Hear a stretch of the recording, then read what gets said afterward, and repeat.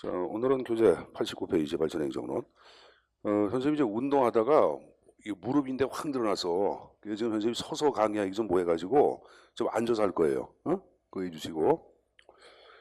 자, 발전행정론 자체는 우리가 지난주에 그 발전 기능서를 학습했을 거예요. 지난주가 아니라 맨 처음에 개념주기 할 때 그 개념 자체를 등장시킨 어프로치 접근 방법이라고 생각하시면 됩니다.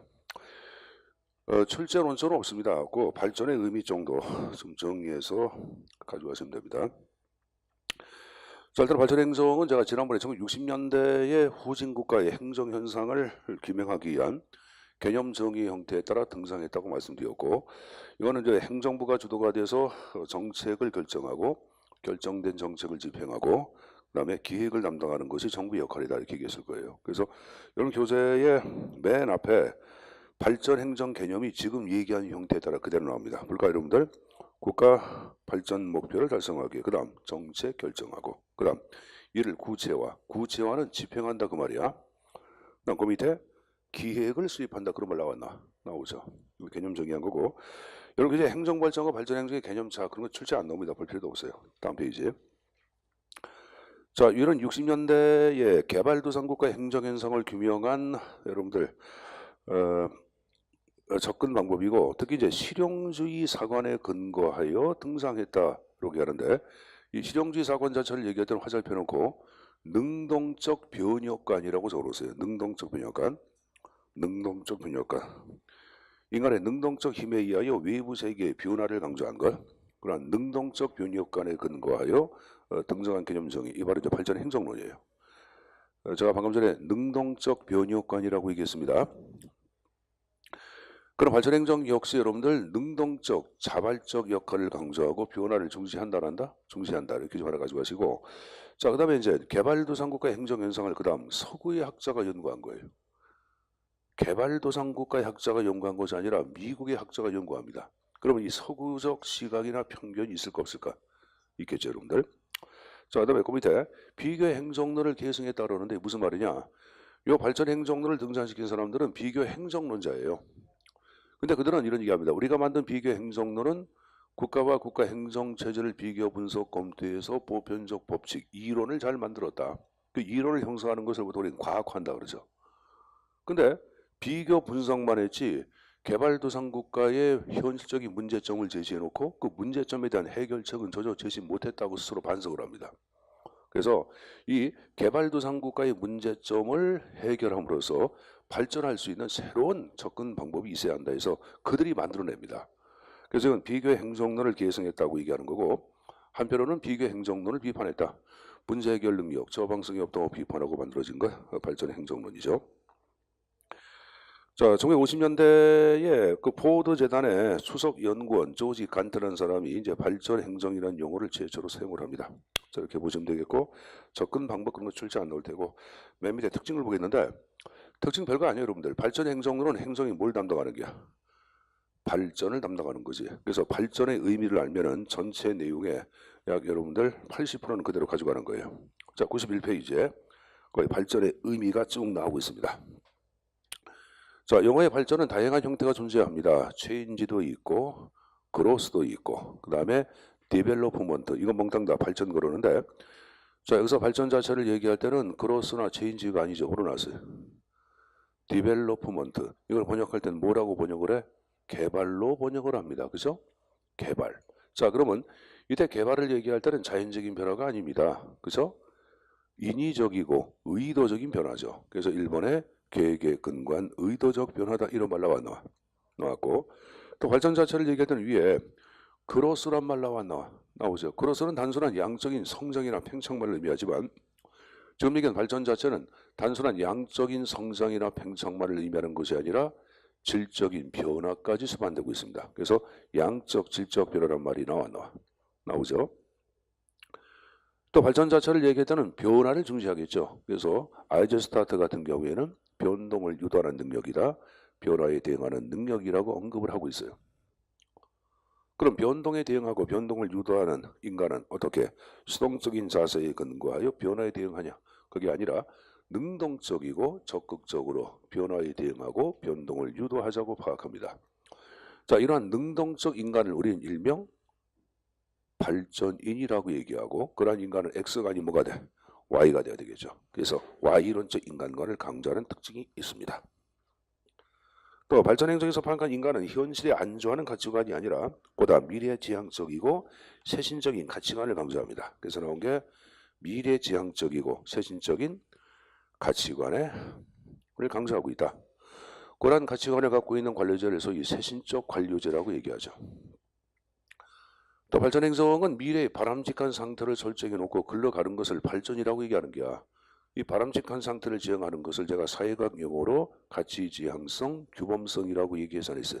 그렇죠? 그래서 규범성을 강조하고, 또 발전행정론 자체를 얘기할 때는 미래의 목표를 설정하고 그 목표 달성을 중시할까 할까 하겠죠. 이 목표 달성들을 일명 뭐라 그래? 효과성 그러죠. 그래서 효과성 강조하고 있는 것 발전행정이라고 할 수가 있겠죠. 또 발전행정은 현실의 장애물에 대한 해결을 강조합니다. 현실 문제 해결성을 일명 뭐라 그래? 처방성이라고 얘기합니다. 그래서 처방성 강조하는 거 발전이고, 그 다음 페이지 보세요.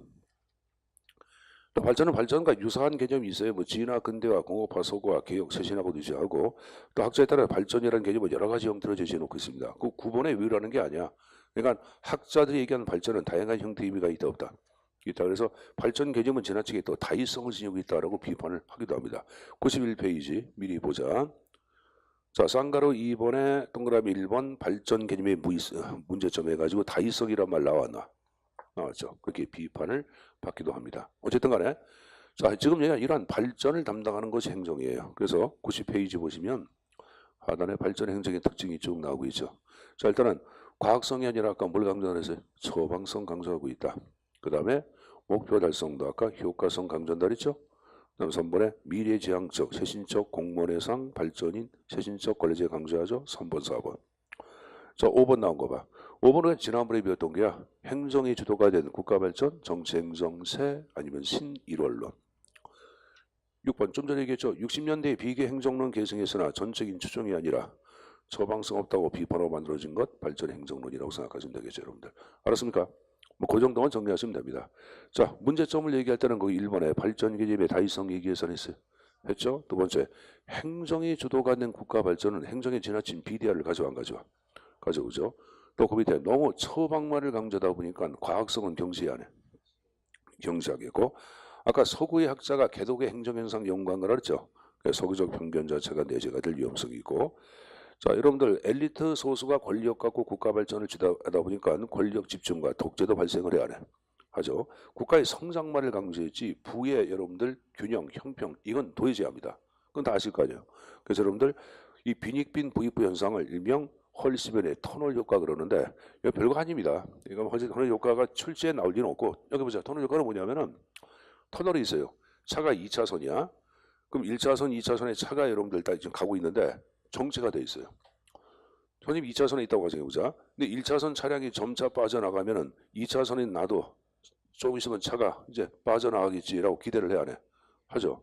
근데 그게 아니라 계속 1차선만 나가는 거야. 그럼 나중에 여러분 불만이 폭증이 안 해. 폭증하겠죠. 자, 마찬가지야. 개발도상 국가는 초창기에 대기업 중심의 국가 발전을 추진해 안 해. 하다 보니까 내가 속한 기업 자체가 돈도 많이 벌고 회장도 돈 많이 가지고 사장도 돈이 많이 가져가. 그럼 머지않아 노동자 나한테도 여러분들 떡이 분배될 것이라고 기대를 해야 해. 그런데 그렇게 여러분 떡이 분배가 돼 안 돼? 안 되죠. 그러니까 터널 효과에 있는 여러분들 자동차를 탄 사람처럼 불만이 폭주하고 이거에 근거하여 사회적 갈등이 하게 된다. 그걸 헐시밀의 터널 효과 그러는데 출제에 나온 적은 없어요, 여러분들. 그러니까 부의 지나친 집중에 근거한 사회적 갈등이 하게 된다. 그 표현을 얘기한 겁니다. 자, 그래서 발전행정 뭐 쭉 봤으니까 이제 넘겨서 그 신행정론 파트를 정리하겠습니다. 자, 신행정론 별표가 몇 개 나와 있어요? 3개가 나와 있어요, 여러분들. 그러니까 그만큼 이쪽 파트는 중요하다 그 말입니다. 그러니까 일문항 정도로 문제가 반영될 개연성이 커요, 여러분들. 내용들 정확하게 숙지하고 본인 것으로 만들어 갈 거예요. 김종국 흉내내다가 인대가 늘어나가지고 바보 같아. 데드리프트라는 게서 헬스장 가면 이렇게 돌린 거.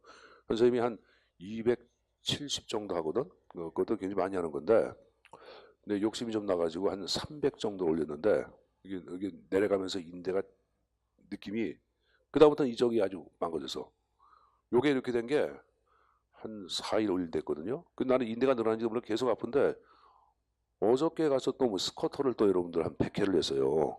스쿼트 하고 난 다음부터 이게 주저앉아 가지고 이게 그래서 여기 좀 여러분들 파스 붙여놓고 했는데 오늘 병원을 가봐야 돼.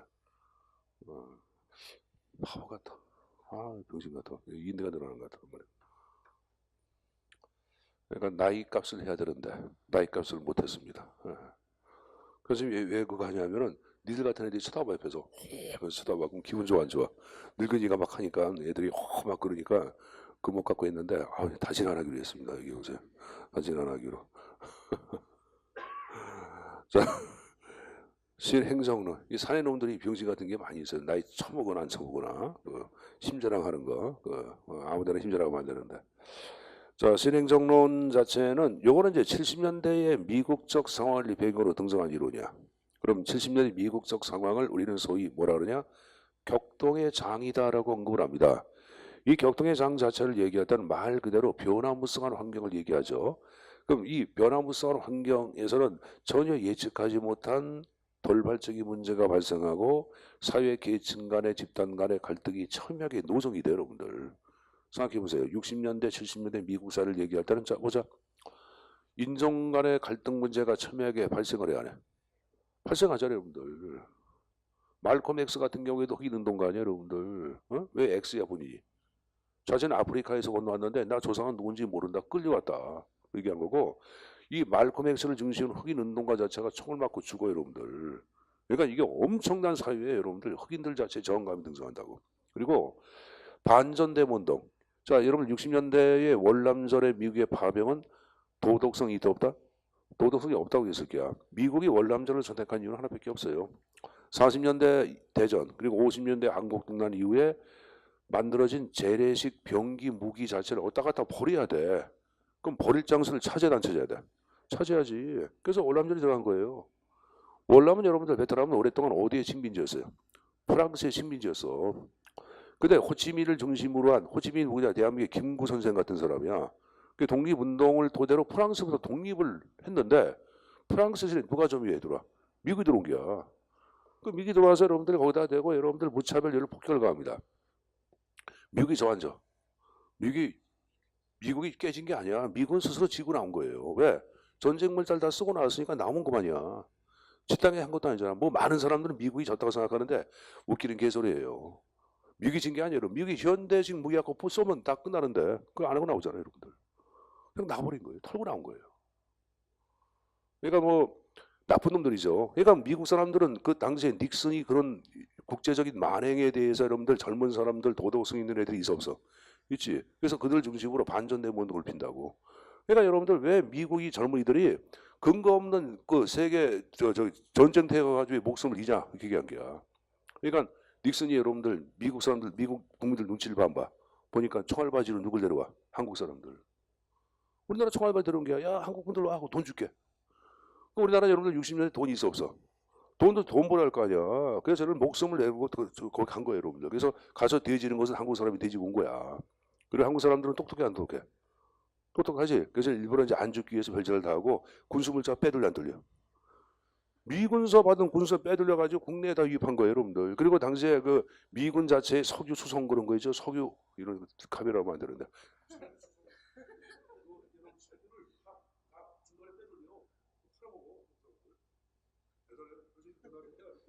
그런 선생이 깨꼴라라고 깨꼴라의 별명이 깨꼴라가 해병대야. 저기 베트남 말로. 그 사람이 엉덩이를 이렇게 빼고 이렇게 걸어. 그 이유는 베트남 전쟁에서 엉덩이 총 맞았어. 그 왜 그런지 알아요?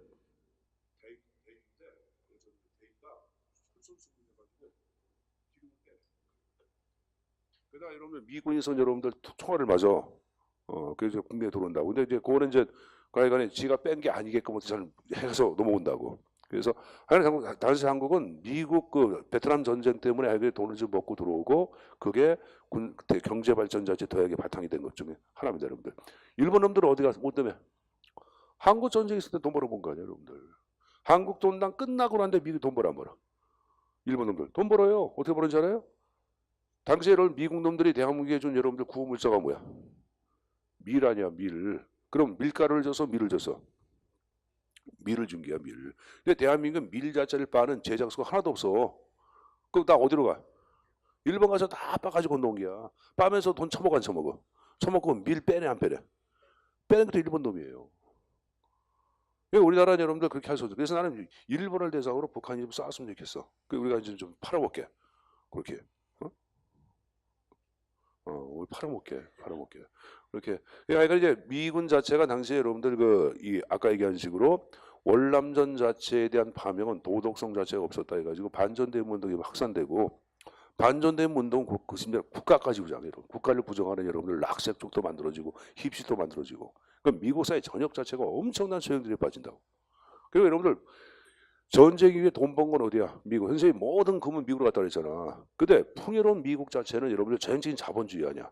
그럼 뭐가 지정이 안 돼? 빈부격차가.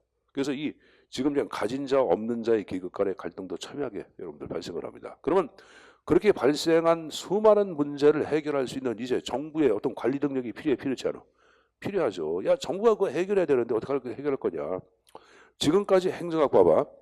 과학적 관리론과 인간관계론 자체를 얘기할 때는 물어보자 내부의 관리 문제였죠. 외부 환경에 대한 처방을 제시한 게 없어. 그죠? 그리고 행태론은 이론을 만든 게야 처방을 강조한 게야. 행정의 범위 이론 어떻게 구성할 것을만 얘기한 거지 현실 문제의 해결성은 전혀 제시 안 했어. 그리고 발전 행정론과 비교 행정론을 얘기할 때는 미국을 연계한 게야 개도국을 연계한 게야. 개도국. 그러니까 지금까지 존재하는 행정학 자체를 얘기할 때는 미국에서 발생하는 생생한 문제를 해결할 수 없는 행정학이다. 그래서 이제 미국 내부에서 발생하는 문제를 해결할 수 있는 새로운 행정이론이 필요해. 그래서 당시에 다양한 장르이론들이 만들어져. 현상학, 비판이론, 상징적 상호작용이론, 정책학, 행정철학, 행정윤리 이러한 장르 이론들을 몽땅 묶어서 새로운 행정학의 장르에서 신행정론이라는 말을 쓰고 있는 거예요. 알았습니까? 자 보세요 여러분들 교재. 신행정론은 행태론과 실증주의에 대한 비판으로 등장한 가치지향적 행정이론이 이렇게 나왔고 자 후기 행태주의 밑줄. 자 이 후기는 포스트야. 제가 포스트는 다음에 나오는 사상을 비판한다고 얘기해서 했죠. 이 후기 행태주의는 자 그대로 보자. 선생님 보자. 선생님 보세요. 행태론 자체를 얘기할 때는 선생님 보세요. 행태론은 다양성을 갖고 있는 여러분들 이론이야. 다양성 자체를 얘기할 때는 범학문해가지고 모든 학문 분야의 행태론 자체가 존재했어요. 그러니까 여러분 사회학도 행태론이 있었고 경영학도 행태론, 정치학 행태론 해서 행태론이 다 존재했어요. 그리고 정치학에서는 그 40년대 중반의 행태론 자체를 비판한 후기 행태론 자체가 등장하는데 정치학의 후기 행태론이 그대로 학문적 공간을 이동해서 행정학에 반영된 것이 바로 뭐다? 신행정론이에요. 그러니까 데이비드 이스턴이라고 하는 여러분들 그 후기 행태론자 자체가 이 미국 사회 자체 60년대 미국 사회를 고발하고 야 이 정치라는 것이 지금 그런 문제를 해결 못하고 있으니 미국 정치학 제대로 된 게 안 된 게 안 된 거지. 그래서 당시의 상황을 굉장히 막 비판을 해. 그 비판하고 현실 문제 해결성을 강조한 게 바로 후기 행태주의고 후기 행태주의가 학문적 공간을 이동해서 행정학에 접목된 것이 바로 신행정론이라고 표현하기도 합니다. 그래서 후기 행태주의 나온 거고 정책학, 현상학, 비판이론 좀 전에 얘기했어요. 그렇죠? 이걸 다 여러분들 포함한 새로운 장르의 이론을 신행정론이라고 한다란다. 하죠 여러분들. 자 그럼 여러분들 오른쪽에 등장 나온 거 봐. 1번 국제주의 반성이란 말이 나오죠. 여기서 국제주의를 얘기할 때는 50년대, 60년대 등장한 비교 행정론하고 발전 행정론을 얘기하는 거예요. 어? 그걸 국제주의라고 얘기해.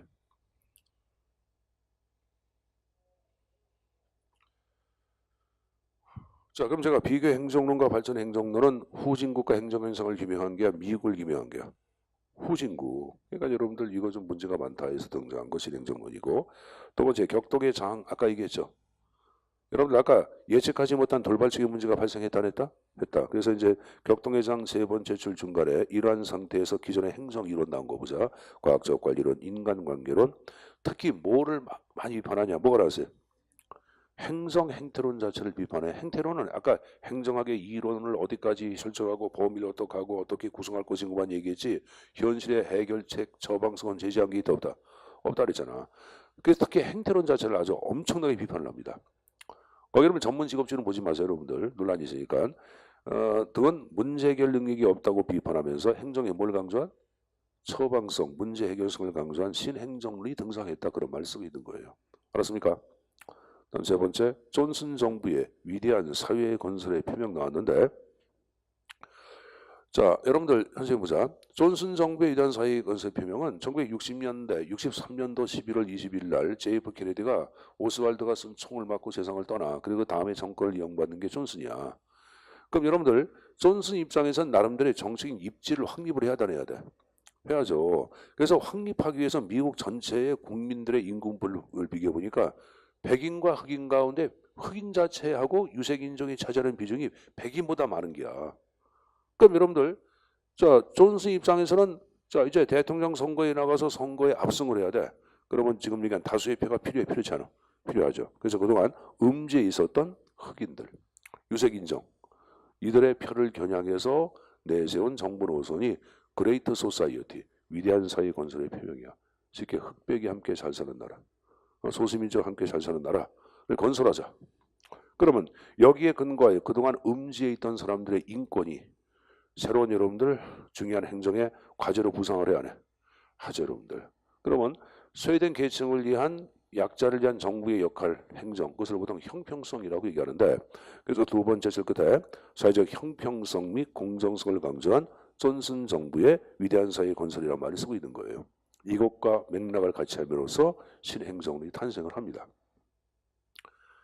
자 그러면 신행정론 자체는 1968년도 미국 시라쿠스의 대학 내에서 자 거기 무슨 회의 나왔어요? 미노우 블룩 회의란 말이 나오죠. 이 미노우 블룩은 당시에 시라쿠스의 대학 내에 있는 기념관의 여러분 이름이야. 기념관. 우리나라도 대학 같은 경우 난파 기념관, 무슨 기념관, 기념관들이 있거든. 그 기념관의 이름이에요, 여러분들. 그래서 그 기념관에서 회의가 열리는데 요 회의 자체를 이끌어갔던 당시의 소장부 학자들에 의하여 신행정론 용어가 탄생을 합니다. 거기 여러분들 밑에 왈도, 브래데이슨, 오스트롬 여러 사람 나왔나? 그거 다 언제 외워요, 여러분들? 언제 외워요? 그냥 왈도 정도만 좀 머릿속에 외워두세요, 여러분들. 알았습니까? 자, 그럼 다음 페이지 보자. 주요 내용. 제가 신행정론은 격동의 장하에서 등장한 게 신행정론이라고 말씀을 드렸어요. 그럼 외부 환경 자체를 적극적으로 고려를 해야 돼. 그래서 외부 환경 나왔고 그 다음에 현실적 적실성이란 말은 다름 아닌 처방성을 얘기하는 거예요. 처방성을 강조했고 여러분들 현실 문제 해결은 이론으로 끝나는 게 아니라 실천하는 거야. 그 실천성 강조하고 있는 거예요. 여러분들. 그럼 세 번째 고객 중심. 자 여러분들 그동안에 선생님 보자. 우리가 여러분들 과학적 관리론이나 인간관계론 내부 관리죠. 내부 관리인데 관리자를 위한 관리야 노동자를 위한 관리야. 관리자를 위한 관리라고 그랬잖아요 여러분들. 관리자의 관리. 자 그리고 60년대 발전 행정론을 얘기할 때는 소수의 엘리트가 권력을 갖고 국가 발전을 이끌어가 안 끌어가. 이끌어가잖아요 여러분들. 우리가 방금 신행정론 자체는 그것이 아니라 야 진정한 행정을 얘기할 때는 지금 얘기한 식으로 내부의 관리자를 위한 것 그것도 아니고 위에 있는 꼭대기 권력자를 위한 것도 아니라고 파악하는 거야. 그럼 행정은 누굴 위해서 존재해야 돼? 그렇죠. 국민을 위해 존재해야 한다고 파악하는 거야. 그래서 기업에서 고객을 왕으로 하듯 이제 행정도 왕이 누구다? 국민이다. 그래서 이제 고객 중이란 용어를 이들에 의해 최초로 사용을 한다고. 이전까지 국민을 고객이란 말을 안 써서 대신 행정론에 의하여 고객이란 말이 등장해. 그래서 이 고객은 안에서 바깥에 있어. 그래서 바깥에 대해서 외부 지향이란 말을 쓰고 있는 거고 그리고 약자를 위한 정부의 적극적인 역할을 강조하기 때문에 일단은 행정의 능동적 역할이 꼭 전제가 돼야 한다고 파악해. 행정의 독립변수를 강조했다. 그리고 사회적 형평성이란 말이 나오죠. 그리고 가치주의 기본주의는 가치 기본주의는 특정한 가치나 규범을 추구하는 걸 얘기해요. 쉽게 얘기할 때 바람직한 상태를 지향하는 걸 얘기해요. 신행정론 역시 여러분들 약자를 위한 정부의 역할을 바람직한 상태의 형평성 구현 이러한 가치를 중시해서 했어요. 그렇죠. 그래서 가치주의 규범주의라는 말을 쓰고 있는 거예요. 그럼 고객 요구에 응답하는 행정 그걸 뭐라 그래? 행정의 대응성이라고 언급을 하고 자 사회적 관련성을 얘기할 때는 저기 들어보자. 선생님 보자. 행태로는 행정학의 이론적 체계의 구축을 강조했다. OX. 행태로는 행정학의 이론적 체계의 구축을 강조했다. OX. 행태로. 그게 O죠. 그럼 이론만 얘기다 보니까 현실적인 문제하고는 관련이 돼 있어 안 돼 있어? 안 돼 있어. 이제 행정학은 사회에서 발생하는 현실 문제와 직접 관련돼야 한다. 그래서 그걸 소셜 렐리번스, 그걸 사회적 관련성이라고 얘기하는 거야. 어? 이론 지향이 아니라 문제 지향을 얘기하는 거야. 그 문제 지향이 사회적 관련성이야. 그걸 상황적 적응성이라고도 표현하기도 합니다. 사실 선생님이 상황적 적응성이란 말은 사회적 관련성보다는 대응성이 좀 맞는 것 같은데 국내에 있는 학자들이 그래서 이렇게 상황적 적응성이다 대응성이다 대응성, 사회적 관련성이다 대응시켜 놓고 있어요.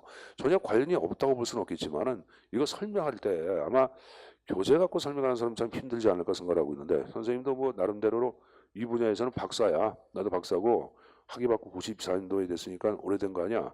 그러니까 내가 볼 때는 상황적 적응성은 대응성과 연결이 돼야 합니다. 근데 이제 여러분들 수험을 위한 거니까 어쨌든 간에 그 다른 말로 사회적 관련성을 상황성이라 한다. 상황적 적응성이라 한다. 이렇게 이해해 두세요, 여러분들. 이해해 두시고. 여러분 이해가? 사회 문제와 관련돼 있어야 한다. 이것하고 상황적 적응성하고 관련이 가? 그리고 상황에 따라 적응해야 한다는 것은 대응성이야, 대응성이 아니야. 이게 그렇게 연결돼야지, 여러분들. 내가 볼 때는 좀 문제가 있어요. 넘어가겠습니다. 자, 이간에 상황적 적응성은 신행정론하고도 관련돼 있다고 생각하시면 되는 거예요. 자, 5번에 가치 중립의 지향이야, 지향이야. 지향하냐. 그럼 가치 중립은 뭐예요, 여러분들? 가치 중립은 뭐예요? 배우의 의도, 목적, 동기를 중시하는 게야, 사실만을 보자는 게야. 외면적인 모습만을 보자는 거 아니야. 근데 이들은 흑인들이 피켓 들고 백악관 앞에서 시위하는 것 자체가 중요한 것이 아니라 왜 피켓을 들고 시위하고 있는지 배우의 의도, 목적, 동기가 중요하다고 파악하는 거야. 그래서 가치 중립의 지향이란 말을 쓰고 있는 거예요. 알았습니까? 자, 그 다음에 이제 그 밑에 여러분들 현실 문제, 그럼 60년대, 70년대에 무수 많은 사회 문제가 발생했고 그런 문제를 해결하기 위해서는 정책학이라고 하는 새로운 학문이, 이론이 이제 탄생한다고. 그러니 사실 정책학도 새로운 행정의 장르에 들어가는 거예요. 그래서 공공정책 연구를 중시했다. 그 표현입니다. 자, 사상적 기초해가지고 거기 후기 행태주의, 현상학, 상징적 상호작용, 역사주의, 비판 이론을 다 수행하는데 이거 다 여러분들 가치주의를 예표하는 거고, 가치주의. 후기 행태주의는 아까 얘기했고, 자, 현상학은 좀 알고 가는 게 낫겠네. 자, 현상을 잠깐 보고 가겠습니다. 96페이지. 자, 일단은 현상학은 거기 해석학적 사회이론이란 말이 나오죠. 선생님 보세요. 선생님 보자.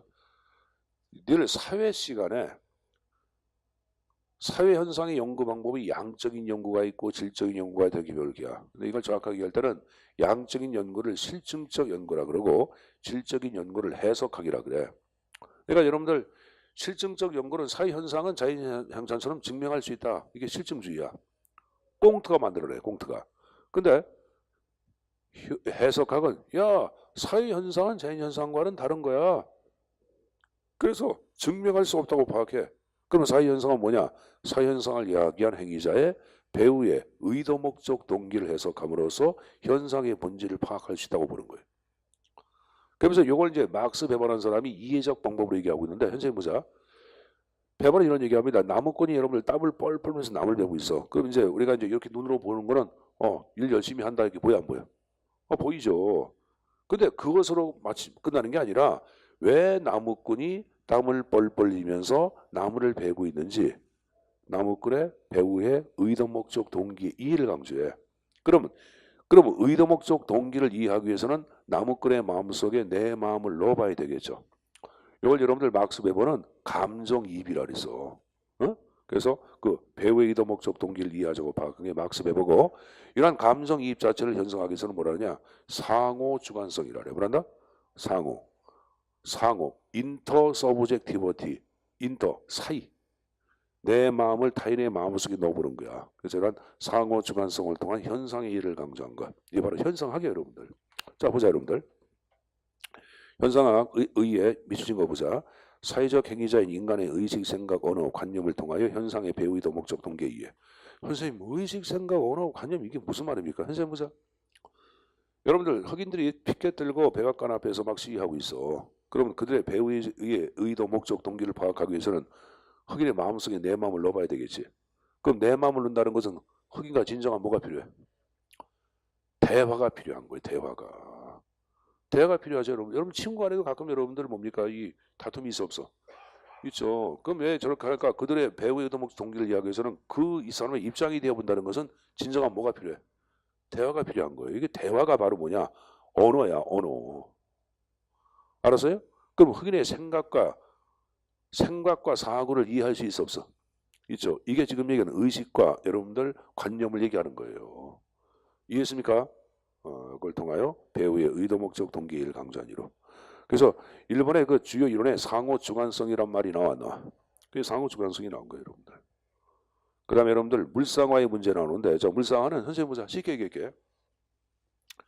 인간과 상품이 있어. 자, 그럼 인간을 위해서 상품이 만들어지지. 근데 오늘 잘 봐보자. 상품을 만드는 도구로 인간이 전락을 해야 하네. 하죠. 전락했잖아. 근데 인간이 상품을 만드는 도구로 인간이 전락한 것을 인간이 의식을 해 못해. 못하지. 이걸 이제 물상화라 그래. 그걸 물상화라 그래. 알았어요? 자, 그럼 하나만 더 물어볼게. 인간이 있고 사회가 있어. 인간을 위해서 사회가 탄생한 게야? 사회를 위해서 인간이 탄생한 게야? 인간은 사회를 만든 게야. 근데 인간은 사회를 구성하고 있는 부품으로 전락을 해야 하네. 하죠. 국가를 위해서 몸 바쳐라, 희생하라 하는 것은 국가를 구성하고 있는 하나의 부품으로 전락한 거야. 인간이 있고 계층제라는 조직이 있어. 관료제, 계층제. 기업도 계층제, 정부도 계층제야. 그럼 인간을 위해서 관료제가 만들어진 건데 거꾸로 인간은 관료제를 구성하고 있는 부품으로 전락을 해야 하네. 하죠. 인간은 이것을 인식을 해 못해. 이게 물상화 인상을 얘기하는 거예요. 물상화. 읽어보세요, 여러분. 인간 활동의 소산, 상품이 인간을 위한 소산이 아닌 것처럼 이해하는 것이며 인간과 여러분들 상품과의 변증법적 관계, 아까 목적과 수단이 바뀌어 안 바뀌어? 그게 변증법이죠. 의식 속에서 상실된 상태, 전혀 인식을 못하는 상태를 얘기하는 거예요. 그래서 여러분들 이 현상학은 그럼 이러한 물상화의 상태에서부터 벗어나자고 하는 게 현상학이에요. 그럼 현상학은 그럼 인본주의 성격이 내포되어 있어 안 돼 있어? 철저한 인본주의 성격이 내포되어 있는 거예요. 현재 보자. 그럼 인본주의 성격이 내포되어 있으니까 인간과 국가를 비교해 볼 때 인간을 위해서 국가가 존재하는 게야? 국가를 위해서 인간이 존재하는 게야? 인간을 위해서 국가가. 그럼 여러분들 인간의 국가가 존재하는데 거꾸로 국가 보고 국가는 인간을 야마 충성해 전쟁터가 총사 해야 하네. 그거 하는 거예요, 여러분들. 그럼 국가를 좋아할까 싫어할까? 현상은 국가를 싫어하는 거예요, 슬슬. 그 싫어하는 이론 자체가 뭐로 등장하냐? 비판 이론으로 등장해. 그 다음 페이지 비판 행정 이론이 별도로 나와요, 여러분들. 어? 현재 보세요. 현재 보자. 비판 이론은 지금 얘기한 현상의 연장선을 생각하시면 돼요. 그러면 여러 학자가 나오는데 제가 그 얘기하면서 끊임없으니까 비판 이론에서 파악한 인간의 이성의 발달 단계는 3단계가 있어. 하나는 도구적 이성, 두 번째 실천적 이성, 세 번째 비판적 이성이 있어. 도구적 이성은 바로 뭘까? 선생님 보자. 선생님 보세요. 행태론에서는 자 지금 강의실에 10명이 앉아있어. 100명이 앉아있어. 100명이 놀다 깜빡깜빡거려. 그럼 여러분들 보자. 선생이 깜빡거리나 학생이 깜빡거리나 장애인이 깜빡거리나 정상적인 사람이 깜빡거리나 돈 많은 놈이 깜빡거리나 똑같아 안 똑같아? 똑같아요. 그러면 우리가 파악한 지금 얘기한 행태론에서 파악한 인간 자체를 전체 자연을 구성하고 있는 일부에 지나지 않다 보니까 인간의 개성이라든가 인격이 존중이 돼야 안 돼. 그런 거 없어요. 없어요, 그런 거. 전혀 없는 거예요. 그럼 이것은 궁극적으로 자연의 일부, 사회의 일부로서 인간 자체의 위치를 격화시키고 인간은 사회를 위한 도구로 전락을 해야 하네. 이게 도구적 이성이야. 알았냐? 그럼 실천 이성은 바로 뭐냐? 현상학이야. 현상학 여기 보자. 아까 내가 여러분 흑인의 입장에 대해 봤어. 대하고 보니까 그 흑인을 위해서 행동을 해야 하네. 하죠. 이게 실천적 이성이야. 근데 여기에서 한 걸음 더 나간 게 바로 뭐다? 비판적 이성, 해방적 이성이야. 비판적 해방적 이성은 자 얘기해보자. 사회의 모든 제도는 권력관계의 산물로 파악해. 법이라든가 여러분들 정보주의의 모든 산물 자체가 권력관계의 산물. 권력자가 권력을 지탱하고 권력을 유지하기 위해서 만든 산물의 지렛장터고 파악하는 거야. 그리고 이 권력관계의 산물의 정체가 바로 뭐다? 국가라고 파악해. 이런 생각해보자. 그럼 각종 법규를 생각해봐. 교통법규가 있어. 차가 한 대도 안 다녀. 빨간불이야. 근데 신호에 고장났어. 그러면 우리가 교통법규에 따른 카메라도 있다고 해서 보자. 교통법규에 따른다 그러면 자 주행하면 돼 안 돼? 안 됩니다. 교통법규 위반이야. 주행하자마자 카메라에 지켜 안 지켜? 지키고 바로 집으로 날라와요, 여러분들. 얼마인지 모르겠지만 7만 원, 8만 원 날려주겠지. 그죠? 그죠? 그러면 저기 보자. 사실 그 상태에서는 주행해야 되는데 인간이 만든 각종 법규가 우리 인권과 자유를 억압을 해야 해. 하는 건데 그러한 여러분들 제도 자체는 바라보자. 권력자가 권력을 유지하기 위한 틀로서 만들었다고 파악하는 거야. 군대 가고 싶어 안 가고 싶어? 나 학생 군대 가는 거 다 싫어합니다. 왜? 2년 3년의 공백이 얼마나 큰데 진짜 큰 거예요. 여학생들은 그걸 몰라서 그렇지 그냥 여학생은 4년 마치고 3학년 4학년 때 공부하고 난 다음에 나와서 취업한 것만이야. 남학생들은 여러분들 뭐가 있어? 군대를 가야 돼. 자 뭐가 생겨? 공배. 군대 가면 머리가 다 뭘로 바뀌어? 돌로 바뀌어 철로 바뀌고 강철인 인간이 돼. 그래 안 그래요? 아 대가리 돌 대고 나오는데 여러분들 처먹기는 잘 처먹어요 여러분들. 그러니 여러분들 그러면 여학생들과 사회적인 경쟁력이 돼야 안 돼? 안 되는 거예요. 사회복무위원도 남자 나가지 여자는 가 안 가? 안 가요. 사회복무위원 자체를 일단 신체 등급이 좀 떨어져야 돼. 솔직히 미안합니다. 사회복무위원은 가는 거 아니야. 그러면 여성들도 충분히 사회복무 할 수 있어 없어? 근데 여자는 왜 안 시켜? 왜 안 시켜요? 그리고 여학생들한테 너 예쁘다 그러면 성희롱이 아니야. 예쁘다고도 얘기도 못해. 이렇게 쳐다보고 5분만 있으면 성희롱이야. 이쪽 보고 있어야 돼 여러분들. 그러니까 시각도 자꾸만 눈을 돌려야 돼 여러분들. 자 여기 보세요. 사회가 너무 여러분들 이게 지금 문제 있는 거 아니냐? 어? 모든 걸 사물을 볼 때 어떻게 성과 인간을 지켜? 사람이 사람을 대할 때는 성으로 보는 건 아니잖아요 여러분들. 아니 예쁘다는 것은 표현하는 건 나쁜 건 아니잖아. 근데 여학생 남학생 보고 잘생겼다 그런 얘기 하래. 성희롱이야. 남학생이 여학생한테 예쁘다 그러면 성희롱이고 여학생이 남학생 잘생겼다 그러면 그건 뭐야? 이게 말도 안 되는 사이죠. 이게 뭐 이 나라가 이게 뭐냐 여러분들. 미투 운동인지 유통인지. 그래서 여러분들 내가 볼 때는 그러한 운동 자체는 진짜 남들 가운데 TV에 나오는 것 같은 나쁜 놈이 있어 없어? 뭐 희롱, 성폭행, 뭐 성추행하고 그런 놈들 있잖아. 그런 놈들 자체는 엄벌로 쳐야겠지만은 사회 내에서 갖고 있는 일반적인 시각까지 그걸로 밀어버리면은 남성과 여성 사이에 여러분 이게 생겨. 서로 이런 화합할 수 없는 엄청난 대립이 발생한다고. 그러니까 이걸 극복하기 위해서는 그 얘기를 왜 하냐. 아유, 자 물상화가 뭔지 알았습니까? 아자 얘기해보자. 아자 이성 얘기하면서. 비판적 이성은 이거 보자. 그러면 사회 내 권력을 유지하기 위해서 각종 제도를 만든 것은 바로 뭐냐? 권력자의 이끌어한 필인 바로 뭐다? 국가라고 파악하는 거야. 그럼 이들은 국가를 부정해야 하네. 그럼 여기 보자. 그러면 각종 권력관계에 근거하여 제도가 인간의 자유와 인권을 억압하고 있음을 간파한 이성. 이게 바로 비판적 이성이야. 그럼 비판적 이성 누가 갖고 있을까? 무지몽매한 민중이 몽땅 아니라고 파악해. 학생들, 배우는 학생들, 가르치는 지식인들 이런 사람들이 비판적 이성 갖고 있다. 그래서 무지몽매한 그들을 어떻게 자각시켜야 한다고 파악하는 거예요. 그래서 자각시키면 여러분들 민중 운동이 발생이 안 해. 민중 운동에 의해서 국가를 어떻게 사형하자고 파악하는 거야. 국가를 사형. 그럼 정부 사형이니까 이들의 이론은 무정부주의 시각이 내포돼서 안 돼 있어. 돼 있는 거예요. 엄청난 이론이에요. 급진적 이론이에요. 이론은. 그러니까 신행정론은 여러분들 뭐냐면은 이러한 걸 이론으로 바탕으로 하다 보니까 선생님 보자. 관료제란 조직도 부정을 할까 안 할까? 이 조직도 부정해. 왜? 국가 존재 자체가 잘못됐다고 파악하기 때문에 기존 정부 조직 구조 무조건 까부시자고 파악하는 거야. 우리가 이제 좋은 말로 뭐 관리의 정원을 낙관했다 그러는데 이들은 정부를 부정하고 새로운 형태의 사회를 막 꾸밀고 어떤 사람들은 여러분들 작은 자족 단위 형태로 만들자고 파악해요. 옛날 시족사회처럼 그렇게 말 만들어가지고 말 만들어서 거기서 여러분들 먹고 살자고 얘기하는 거야. 그러면 이 이론들은 어떻게 보면 여러분 과거에 존재했던 뭐로 가는 거야? 원시 공동체로 가자고 하는 이론 중에 하나야. 이상한 이론이 아니야. 없는 자의 인권을 강조하고 인본주의 시각이 내포되어 있지만은 정부 자체를 너무 지나치게 부정하다 보니까 그것도 정도가 되는 거예요, 여러분들. 그러니까 여러분들 어떻게 해요, 여러분들? 그때부터 등장한 게 미국 놈들 봐봐. 무슨 여러분들 뭐 산속에서 여러분들 조금 부정해가지고 사는 애들 있었어. 종교 공동체 만들어가지고 여러분들 소설이 딱 사는 애들 있어.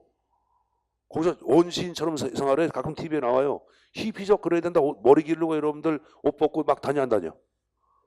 걔네들이 나치즘 만든 거 아니야. 그런 거예요, 여러분들. 락색 쪽은 몸을 던져가지고 죽음으로 막 가고 여러분들이 그게 이제 60대 70대 미국적 사회 자체를 전반적으로 막 흔들어 버린다고. 그래서 그들 자체의 사상을 우파에서는 뉴 레프트라 그래. 신좌파 운동이라고 막 그랬거든. 근데 신좌파도 아니야, 그건 여러분들. 이거는 완전히 다른 색깔의 이론들이야. 그 이론들이 40대의 젊은 소장파의 행정학자들의 의식에 영향을 미친 거야. 그래서 만들어진 것이 바로 신행정론이에요. 자, 그리고 96페이지가 하단에 행위이론, 액션 띠오리라고 나오는데 그 액션은 영어 나온 거 봐. 우리 지난번에 제가 비헤이버하고 액션 양자 비교한 거 기억났나? 비헤이버하고 액션 비교한 거 기억나? 비헤이버는 가치 중립, 액션은 가치 지향. 기억나요? 그 배우의 의도, 목적, 동기를 강조한 것이 바로 액션이라고 배워서 안 배웠어? 배웠죠. 그래서 액션을 강조한 이론입니다, 여러분들. 그럼 오른쪽에 현상학 행태론 비교한 거 봐봐. 현상학 주관적, 내면적 의도, 목적, 동기. 이쪽은 외면적, 객관적 행태. 그죠? 두 번째, 유명론. 사회를 봐라. 사회는 이름에 불과하다. 인간을 위하여. 여러분, 현상은 사회를 강조해, 인간을 강조해. 인간을 강조하지. 이쪽은 사회 실제. 사회는 인간과 별도로 실제한다고 파악하는 거예요. 그러니까 인간을 위해서 사회가 존재하는 것이 아니라 사회는 독자적으로 여러분들 존재하는 이유를 갖고 실제한다고 파악하는 거야. 그러면 여러분들 형태로 얘기해보자. 인간을 자연의 일부, 사회의 일부로 해석을 해야 하네. 그럼 사회 실제로는 당연히 사회를 강조한 거예요. 사회 실제로는. 알았습니까? 인간과는 별도로 인간을 위하여서 존재하는 것이 아니라 별도로 존재한다. 목적 갖고. 따라서 이때 인간은 전체 사회를 구성하고 있는 뭐에 불과하다? 세포에 불과하다고 파악하는 거예요. 이게 사회 실제론이에요. 반실정지, 실정지. 자, 선생님 보자. 농민들이 피켓 덮고 시위하고 있어. 왜 시위하고 있는지 그들의 배후의 의도, 목적, 동기를 파악을 해야 돼. 그럼 내 마음을 농민의 마음속에 넣어봐, 안 넣어봐? 넣어봐야죠. 이게 바로 자발론. 이쪽은 결정론. 햇볕이 눈을 찌를 때마다 인간은 눈을 깜빡거리죠? 그러면 눈을 깜빡거리는 이유, 바로 선행원인 뭐가 있어? 햇볕. 어떤 현상이 발생했다? 반드시 선행원인이 있다. 결정론. 자, 지금 여러분들 여기 강의실에 공부하는 사람들은 한 사람 한 사람마다 공부하는 배우의 의도, 목적, 동기가 다 틀려, 안 틀려? 다 틀린 거예요. 왜 공무원이 되기 위해서 공부하는가? 그들의 의도, 목적, 동기는 다 틀린 거예요. 부모를 기쁘게 하기 위해서, 난 미래에 잘 뭡니까? 결혼을 잘하기 위해서 다 틀려, 안 틀려? 자, 물어보자. 부모님을 기쁘게 하기 위해서 공부한다. 한 명도 없을 것 같은데. 맞나요? 미래에 여러분들 그 좋은 반려자를 만나기 위해서. 없어? 그냥 신분이 보장되고 굶어 죽지 않기 위해서. 국가를 위해 봉사하기 위해. 그럼 왜 공부하냐? 자, 하여간 이제 나름대로 다 목적, 동기가 있겠죠, 여러분들. 여러분, 내가 볼 때는 그거 아니야, 여러분들. 그냥 죽을 때까지 그냥 먹고 살려고 하는 거 아니야? 편하게? 솔직히 얘기해봐. 뭐 공무원, 국가를 위해 국민을 봉사한다고 하는 사람이 있겠지만 내가 볼 때 너무 이상적인 것 같고, 현적으로 공무원 되면은 그래도 뭐 월급 제때 나오고, 그치? 내가 청라 부자는 아니지만은, 하지만 뭐 준부자로서 살 수가 있어, 없어? 있죠. 그래서 이제 공부하는 거 아니야, 여러분들? 그런 것도 있을 것 같은데. 자, 이거는 이제 요게 지금 얘기한 개별 사례 문제야. 개별 사례 다 틀리다고 파악하는 거야. 이쪽은 일반 법칙이죠. 왜? 아까 100명의 학생들을 대상으로 설문 돌렸다. 햇볕이 눈을 찌를 때마다 눈을 깜빡거린다. 100명이 다 그래. 이게 일반 법칙이지 뭐, 여러분들. 양자 비교한 것도 가끔 나올 수가 있어요. 자, 비판 이론 자체에서는 이제 한 장을 넘겨보자. 그 1번 나온 거고. 비판 이론은 우리가 살고 있는 사회 모습을 정치로 분석 비판하고 무엇이 인간의 자율성을 억압하고 예속시키는가의 규명에 관심이 집중이 돼야 한다.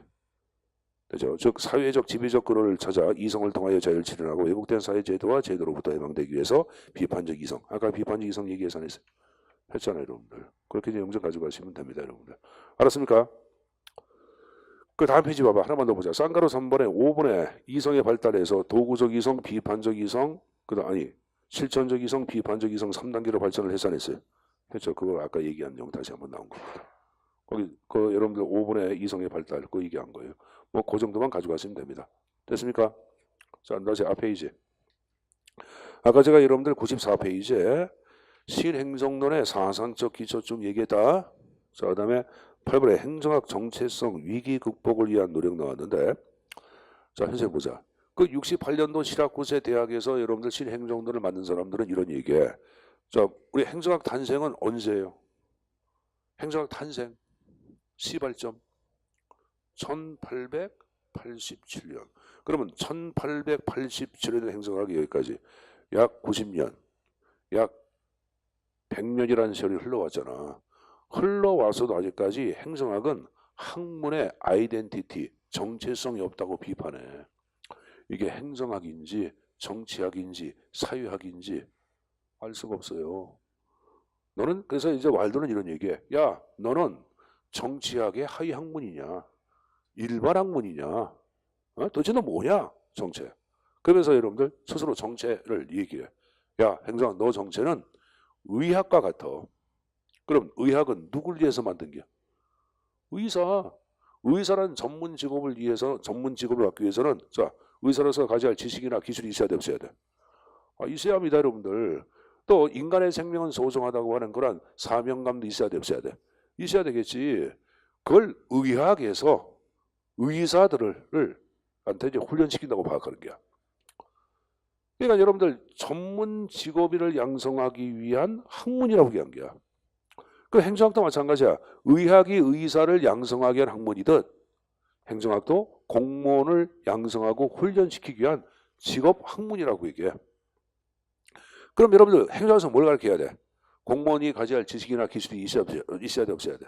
있어야 되겠고, 공무원을 가져야 할 사명감이 있어야 돼, 없어야 돼? 있어야 합니다. 그걸 행정학에서 여러분들 그것을 가르쳐야 한다고 파악하는 거야. 그럼 여러분 여기 보자. 거기 이제 하단에 보시면 그 말이 나올 거야. 맨 밑에 94페이지에 세 번째 줄 끝에 답변으로 행정학 교육은 전문 직업을 위한 교육 이렇게 나왔죠. 전문 직업을 위한 교육이라고 얘기하는 게 그러면 전문 직업을 위한 교육이 되기 위해서는 아까 얘기한 식으로 뭐예요? 전문적인 지식이나 기술 그 다음에 사명감, 윤리감을 확립을 해야 돼.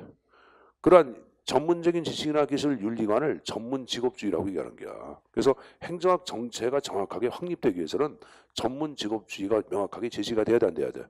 돼야 되겠지. 그래서 지금 얘기한 전문 직업주의 확립을 토대로 정체성 위기 극복이 가능하다고 파악한 게 왈도입니다. 알았습니까? 됐어요? 자, 오른쪽에 맨 위에 보자. 관료제 정원 낙관했다 이렇게 나왔나?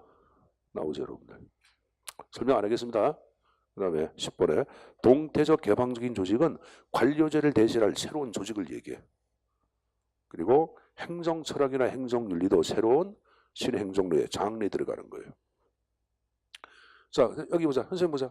계층제는 꼭대기 한 사람이 모든 걸 안 가져. 직권이야, 분권이야?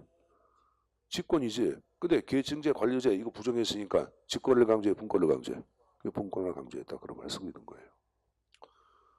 하단에 문제점 나온 거 보자. 1번에 선진사회를 설명하기엔 적합하나 그 밑줄 개발도상국가의 현실적 적용 많은 결함이 있어 있다고 비판을 받고 그 다음에 2번의 끝에 지나친 급진적 무정부주의로 할 위험성이 있어 있죠, 여러분들. 그 다음에 4번 별표 관료제 순기능이 있어 있죠. 근데 지나치게 종언을 딱가나하고 있다고 비판을 받습니다. 자, 거기서 봤으니까 좀 쉬었다가 그 다음 페이지 또 수업 진행하도록 하겠습니다. 좀 쉬었다 하자.